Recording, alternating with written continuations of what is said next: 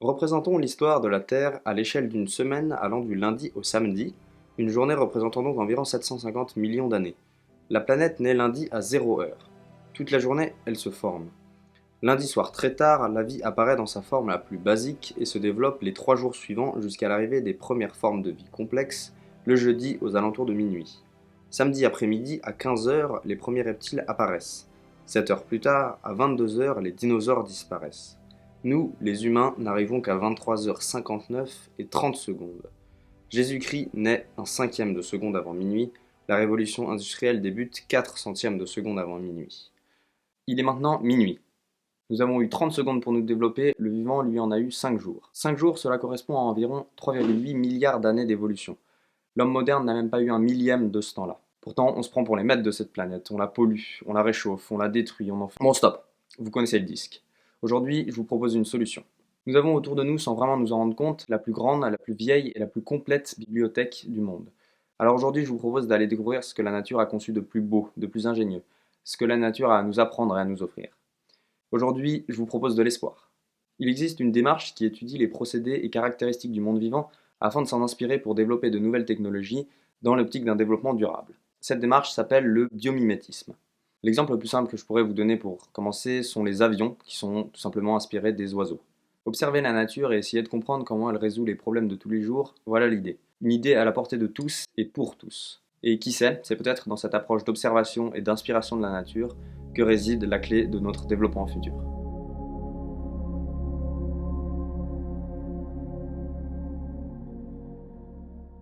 Dès la préhistoire et l'Antiquité, l'homme observe et s'inspire de la nature, mais de manière plus instinctive qu'autre chose. C'est durant la Renaissance, avec Léonard de Vinci, qu'apparaissent les premières traces de biomimétisme. Le peintre italien, écrivait d'ailleurs au XVIe siècle, va prendre tes leçons dans la nature, c'est là qu'est notre futur. Il s'inspira du vol des oiseaux et des chauves-souris pour dessiner les premiers modèles d'engins volants qu'on connaît tous. Malheureusement, faute de matériaux assez légers, ces engins ne fonctionnèrent pas.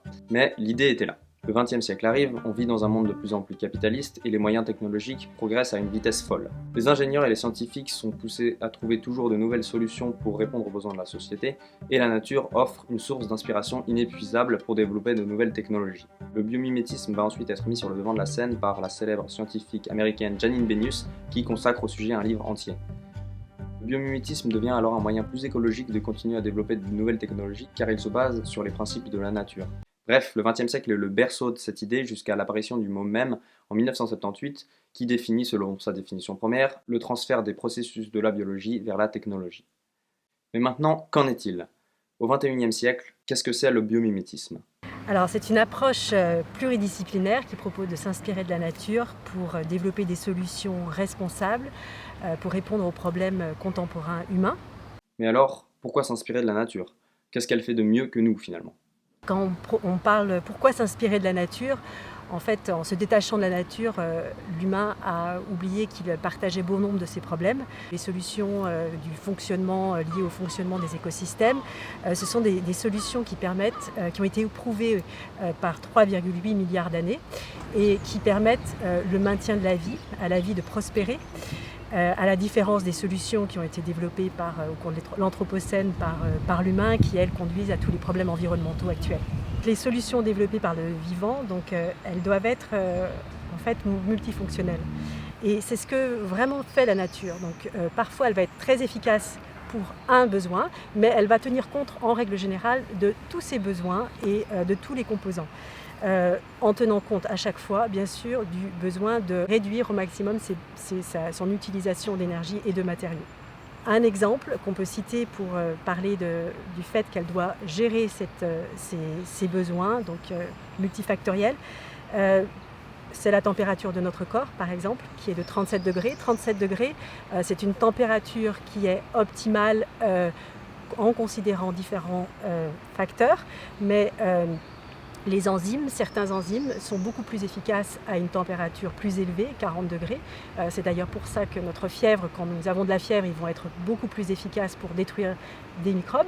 Mais ils ne le sont pas optimum, ils n'ont pas une activité optimale à 37 degrés. C'est un compromis entre différents besoins. Quand on parle de développement durable, on parle souvent de la gestion de l'énergie et de l'enjeu gigantesque que cela représente pour notre planète. La grande force de la nature, c'est qu'elle cherche toujours à être le plus économe, le plus efficace et le plus rentable en termes d'énergie et de matériaux. La gestion de l'énergie est quelque chose qui est capital. C'est un des principes du vivant. Utiliser des processus les moins coûteux en énergie, c'est une base pour créer de la matière, pour construire, se développer. Tout va être fait autour de l'économie d'énergie et l'économie de matériaux. La question à se poser maintenant, c'est comment applique-t-on donc les principes de la nature à nos technologies? Et derrière l'innovation bio-inspirée, il y a une sorte de méthodologie. La première étape consiste à, quand on est confronté à un problème, se demander « Tiens, comment la nature fait-elle pour résoudre ce type de problème ?» Une fois qu'on a identifié un procédé naturel intéressant, on l'étudie et on essaye de transposer son utilité à nos technologies. On ne parle pas de copie, vraiment, mais de s'inspirer du vivant pour en faire sa propre version. La toute dernière étape de cette méthodologie consiste à se demander « Est-ce que le produit que j'ai conçu est en accord avec les principes de la nature ?» Mais on reviendra sur cette question plus tard. Pour l'instant, ce qui nous intéresse, c'est l'innovation technologique même. Alors, dans la nature, de quoi peut-on s'inspirer? Il existe 3 niveaux d'application au biomimétisme. Le premier, ça va être la forme. Ces formes ont été sélectionnées au cours du temps car elles étaient vraiment efficaces pour répondre à une fonction bien précise. Le moyen, par exemple, de propulsion le plus efficace dans l'eau, eh bien, les poissons ont sélectionné l'ondulation. Donc l'ondulation et non pas l'hélice par exemple. Donc c'est une idée qui a été reprise par une entreprise qui a développé donc une hydrolienne à partir d'une membrane ondulante et qui donc permet donc de fabriquer l'énergie avec des courants très faibles. Il existe dans le monde de la recherche tout plein d'exemples de formes naturelles dont les ingénieurs se sont inspirés. Un des plus connus, c'est le train Shinkansen au Japon. Ce train avait un gros problème, c'est qu'il produisait un bruit de détonation à chaque fois qu'il passait dans un tunnel à cause de la différence de pression entre l'intérieur et l'extérieur du tunnel. Les ingénieurs se sont donc creusé la tête en se demandant comment réduire ce bruit. Ils se sont inspirés du bec du martin-pêcheur, un oiseau qui plonge dans l'eau sans faire aucune éclaboussure, et ont reproduit sa forme pour transformer l'avant du train. Ça a considérablement réduit le bruit, et même au-delà de ça, les performances en termes de vitesse du train ont été améliorées. On peut aussi parler de la feuille du lotus qui, grâce à sa surface couverte d'aspérité, est complètement hydrophobe. Cette particularité procure à la plante des propriétés autolavantes qu'on appelle effet lotus ou effet fakir, car l'eau forme des petites gouttelettes qui roulent sur la feuille et emportent les saletés qui pourraient par exemple gêner la photosynthèse. C'est une source d'inspiration majeure pour les secteurs du textile, de la peinture ou de l'industrie navale qui cherchent à développer des matériaux imperméables, mais aussi pour des entreprises intéressées par le développement de surfaces auto-nettoyantes, notamment les vitres de voitures. On peut également parler des nageoires des baleines qui leur procurent une grande agilité dans l'eau et représentent un grand espoir pour le domaine éolien. Une société s'est déjà inspirée de la forme de ces nageoires pour développer de nouvelles pales d'éoliennes. Cette idée a également été reprise par une entreprise de vélo qui a créé des roues bien plus aérodynamiques et bien plus stables face aux vents latéraux. Et dans le domaine de l'architecture par exemple, les termitières sont une grande source d'inspiration car leur structure en forme de cheminée avec plein de petits trous à la base permet une excellente ventilation. Le Eastgate Building, un centre commercial au Zimbabwe, s'en est inspiré et la régulation de la température est extrêmement efficace, ce qui lui permet de ne pas utiliser de climatisation. Ça, c'est pour les formes. On peut également s'inspirer des procédés naturels. Le procédé, c'est la façon dont les organismes vivants donc, synthétisent et assemblent leurs matériaux, mais avec surtout une remarquable économie de moyens et de ressources et d'énergie. On peut par exemple se référer aux matériaux ultra légers, qui sont fabriqués par le vivant comme l'os, qui va accumuler de la matière juste aux endroits de tension les plus importantes. Donc on voit qu'on utilise la matière à bon escient et de façon économe. De nombreux projets de façade inspirés des fleurs qui s'ouvrent et se ferment en fonction de la luminosité et de la température, ainsi que des pommes de pin qui, elles, s'ouvrent et se ferment en fonction de l'humidité de l'air, sont en cours de développement. Il y a également des vitres spécialement conçues pour éviter aux oiseaux d'aller se fracasser contre elles, inspirées de la toile d'une araignée. Ces araignées produisent des fils de soie qui réfléchissent les UV et permettent ainsi aux oiseaux de voir la toile et de ne pas la détruire. Les chercheurs s'en sont donc inspirés pour développer des vitres visibles aux yeux des oiseaux. Un autre exemple, les moules et les baleines sécrètent une colle naturelle qui colle dans l'eau et leur permet de s'accrocher aux rochers. À partir de ça, les chercheurs ont développé une colle chirurgicale hydrophobe et sans danger pour l'organisme, très utile notamment dans les opérations à cœur ouvert.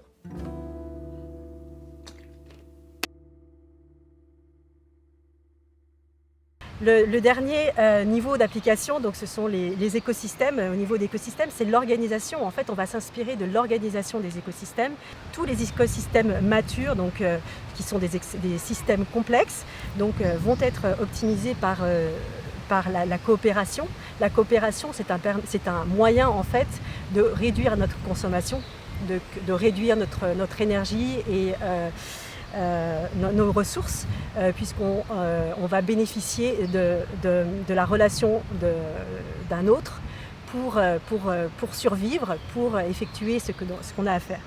La coopération est vraiment quelque chose dont on doit s'inspirer et c'est ce qui est fait généralement dans tous les systèmes de permaculture où vraiment ce qu'on veut reproduire c'est le fonctionnement d'un écosystème en s'appuyant sur les relations qu'ont les plantes entre elles pour se protéger l'une et l'autre ou pour s'apporter des ressources. Donc c'est vraiment le principe de la permaculture. Sur ce point-là, les exemples se font plus rares car s'inspirer de la manière dont fonctionne un écosystème dans son entièreté est plus difficile. Cependant, au niveau de la société humaine dans sa globalité, on a tout à apprendre de la façon dont coopère la nature. Et cela représente un des plus grands enjeux du biomimétisme. Bref, des exemples d'application du biomimétisme, il y en a à la pelle, et c'est rageant de ne pas pouvoir tous les citer. L'architecture, le transport, les énergies. On voit que le biomimétisme s'applique à tous les secteurs de l'industrie. Ce sont tant de projets réalisés à droite et à gauche par un tas de personnes différentes, mais qui convergent tous vers un but commun. Et même au sein d'un secteur, le biomimétisme fait appel à toutes sortes de disciplines différentes. C'est pourquoi on parle de démarches pluridisciplinaires. Le biomimétisme, ce n'est pas une discipline, c'est une discipline qui amène plusieurs disciplines ensemble. Donc, évidemment, on a souvent cette idée qu'on va avoir un biologiste, quelqu'un qui comprend les écosystèmes, mais il faut aussi quelqu'un qui connaisse le domaine de l'ingénierat, des nouveaux matériaux, quelqu'un qui connaît aussi le design en général, et aussi quelqu'un qui a des connaissances commerciales, parce qu'il faut aussi penser comment on va amener cette nouvelle idée sur le marché, comment on va transformer les marchés. Ce maillage et cette collaboration entre tous ces secteurs professionnels constituent une des plus grandes forces du biomimétisme. Le fait de réfléchir ensemble à comment innover demain différemment via le biomimétisme, ça permet de parler de la même chose alors qu'on vient de territoires et d'horizons complètement différents. Le biomimétisme permet ainsi aux professionnels de se réunir autour d'une cause commune et de former des réseaux de personnes ayant des capacités extrêmement variées. Pour réaliser ce documentaire, j'ai contacté l'un de ces réseaux, Biomimicry Switzerland. C'est une organisation qui regroupe différentes personnes liées par leur passion pour la nature et toutes déterminées à l'idée d'un développement plus durable. J'ai pu discuter avec Jacques Chirazi, son cofondateur et directeur actuel, qui nous parle de ce réseau.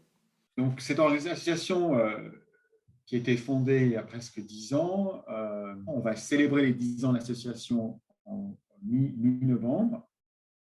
Et notre mission, elle est assez simple, c'est vraiment de permettre à l'humanité d'apprendre et d'appliquer les plus grandes leçons d'évolution au travers de ces 3,8 milliards d'années et de vraiment commencer à développer des nouvelles idées qui pourront nous permettre d'être plus en harmonie avec la Terre. Bon, à l'heure actuelle, on a quand même des projets qui touchent à l'éducation. Donc, on a toute une série de webinaires qu'on a fait depuis plusieurs mois qui amènent des différents experts qui parlent de différents domaines qui touchent au biomimétisme. Donc, c'est une chose, c'est cette idée de sensibiliser les gens sur ce domaine-là. On est en train de travailler avec les départements d'éducation pour créer en fait de nouveaux programmes éducatifs pour les enfants où on peut intégrer le biomimétisme dans des programmes de sciences. On travaille aussi sur des projets qui sont plus en relation avec les autres partenaires en Europe sur le développement durable, l'innovation, donc de nouvelles technologies.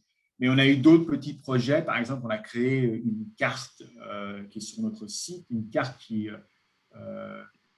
en fait permet de cartographier tous les acteurs suisses dans le domaine du biomimétisme, que ce soit dans l'éducation, dans la recherche ou dans les startups, par exemple. Et des acteurs du biomimétisme en Suisse, il y en a, et pas des moindres. Entre l'EPFL à Lausanne, l'ETH à Zurich et le pôle de recherche des matériaux bio-inspirés à Fribourg, la question de la bio-innovation a sa place au sein de la recherche. C'est d'ailleurs en Suisse qu'on retrouve un des exemples les plus connus du biomimétisme, l'invention du velcro. Lors d'une balade en forêt avec son chien, un ingénieur vaudois se rend compte que les bardanes s'accrochent fortement au pelage de son animal. Après avoir observé au microscope les boules de bardane, il découvre qu'elles sont munies de plein de petits crochets, servant à la base à la pollinisation de la plante. Il reproduit alors sous forme plastique ces petits crochets destinés à s'accrocher à des matières poilues et invente ainsi le velcro, contraction de velours et crochet. Un chercheur de l'EPFL a également mené un projet intéressant dans le domaine de l'énergie solaire. Donc c'est une cellule solaire à pigments photosensibles qui a été développée par le chercheur Gratzel, c'est pour ça qu'on l'appelle la cellule Gratzel. Donc c'est un chercheur de l'EPFL et qui permet donc vraiment de s'appuyer sur des pigments qui vont utiliser l'énergie solaire pour produire des électrons qui vont permettre la fabrication d'électricité. Donc ça, c'est quelque chose, pour l'instant, le rendement n'est pas encore très élevé, mais qui est très prometteur et dont les recherches doivent absolument être poussées pour aller dans cette direction. La marque de ski Stuckly a également travaillé avec le PFL pour développer des skis inspirés de la carapace des tortues. L'agencement des écailles qui la constituent lui procure à la fois une souplesse permettant à la tortue de respirer correctement, mais lorsqu'un choc survient, cette carapace se rigidifie. Les planches de ski développées sur la base de cette idée se rigidifient dans les virages afin d'assurer une meilleure stabilité et s'assouplissent en sortie de virage pour retrouver plus de maniabilité. J'ai pu également rencontrer Patrick Baumann, fondateur de la société d'ingénierie Baumann Machine & Bow, qui tente d'appliquer les principes du biomimétisme à ses inventions. Ils ont par exemple développé un souffleur de neige situé à l'avant d'un funiculaire en Suisse, mais étaient confrontés au problème du bruit qu'il faisait. Ils ont construit ce funiculaire, mais leur système de chasse-neige n'était pas suffisant. Nous avons fini par les aider à faire le design d'une souffleuse à neige sur l'avant de ce funiculaire. Mais nous avions un problème supplémentaire. Nous devions réduire le bruit, car ce funiculaire passe par un village de montagne. Alors je me suis dit, regardons comment font les chouettes. Sur le bord avant de leurs ailes, elles ont des plumes dentelées. C'est un peu comme un peigne. Et ça réduit le bruit. La chouette fait ça si bien qu'on ne l'entend pas du tout. Et j'ai ainsi conçu le système de sortie d'air en métal avec des bords dentelés.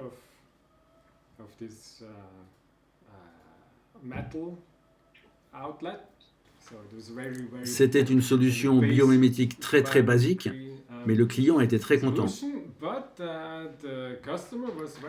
Parce que le bruit était vraiment plus faible que ce à quoi ils étaient habitués avec leur système précédent de souffleuse à neige.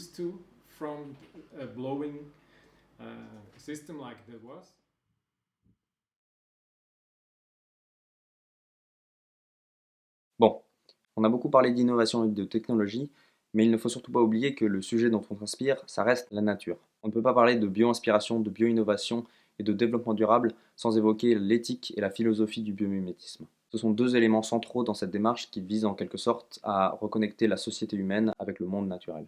J'aime tout particulièrement cette citation qui dit que science sans conscience n'est que ruine de l'âme, de Rabelais. Et cela montre à quel point l'éthique est cruciale. Il ne s'agit pas de s'inspirer de la nature pour des profits à court terme, économiques ou autres. On est bien là pour servir la vie. Le biomimétisme essaie de promouvoir une connexion avec la nature, une certaine humilité, une vision systémique et écocentrique. Mais si on applique à tort cette démarche, on peut en venir à se poser la question comment est-ce que la nature peut nous envoyer de manière durable sur Mars ?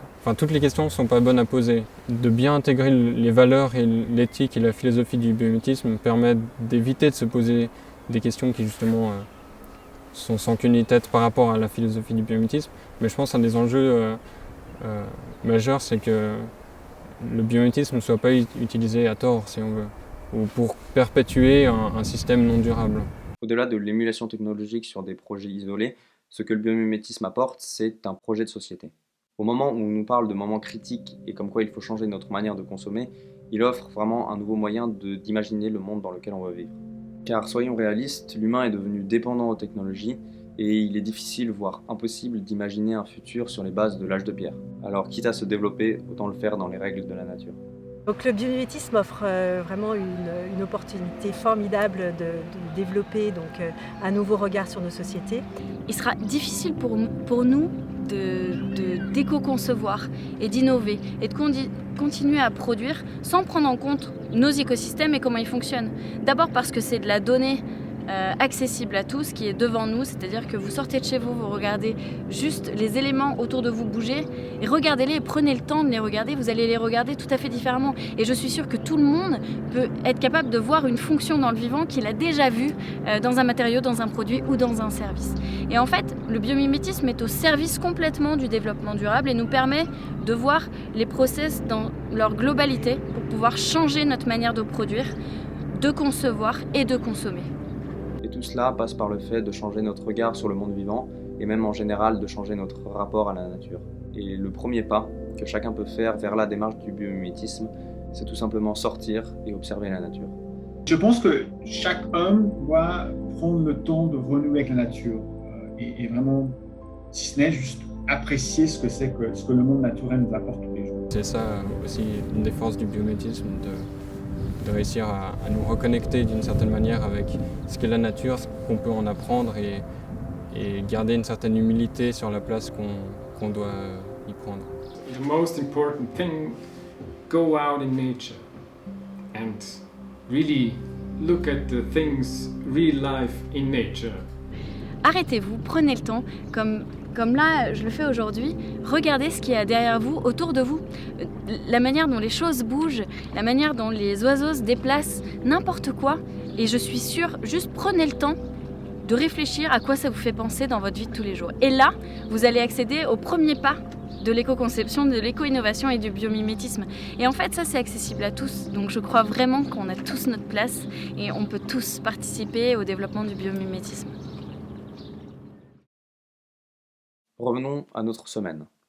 Nous sommes donc samedi soir et les cloches sonnent minuit. Nous avons le dimanche entier devant nous. Combien de temps allons-nous tenir ? 5 heures ? 30 minutes ? 10 secondes ? Ou 15 centièmes ? À nous de voir. La nature sera toujours là pour nous montrer le chemin et nous tendre la main. À nous de la saisir.